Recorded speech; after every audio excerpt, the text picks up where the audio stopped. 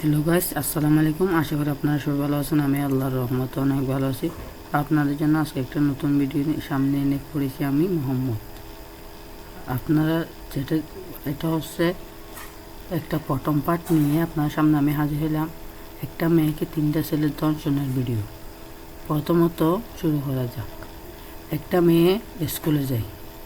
সে মেয়েটাকে একটা ছেলে অনেক পছন্দ করে, কিন্তু তাকে সে প্রপোজ করলো, কিন্তু মেয়েটা তাকে প্রপোজ অ্যাকসেপ্ট করলো না। পরে ছেলেটা ভাবলো, এই মেয়েটাকে আমি এখন কী করবো বন্ধু। এক বন্ধু বলে, চল আমরা নিয়ে ওকে মেরে ফেলবো, ওকে কেউ না জানার মতো মেরে ফেলবো।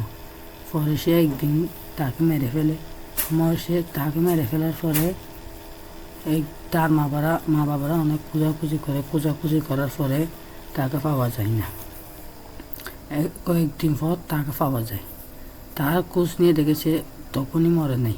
2 দিন পরে তাকে পাওয়ার পরে দেখেছে মরে নেই। তবুও তার মা বাবা তাকে হাসপাতাল নিয়ে যায়। চিকিৎসা করার পর মা বাবা জানতে পারলো যে ও সুস্থ হওয়ার পরও বললো, মা ওর আমাকে এরম করছে।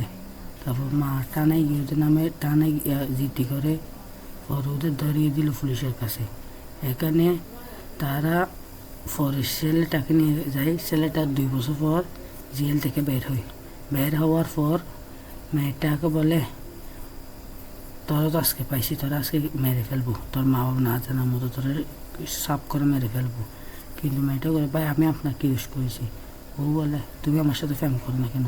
মেয়েটা বলে, এটা আমার ব্যক্তিগত ব্যাপার, আমি ফ্যাম করবো কিনা করবো না সেটা আমার ব্যক্তিগত ব্যাপার। সেটা বলার পর মেয়েটা ছেলেটাকে বলে, ভাই আপনি আমাকে আর ডিস্টার্ব করবেন না, এরকম হুমকি দেবেন না, আমার অনেক ভয় লাগে। ছেলেটা বলে, তাহলে ভয় লাগলে আমার সাথে ফ্যাম করো। মেয়েটা বলে, না আমি আপনার সাথে ফ্যাম করতে পারবো না, আপনি একটা খারাপ ছেলে। মেয়েটা বলে, তুমি কি পড়ালেখা করো? ছেলেটা বলে, না।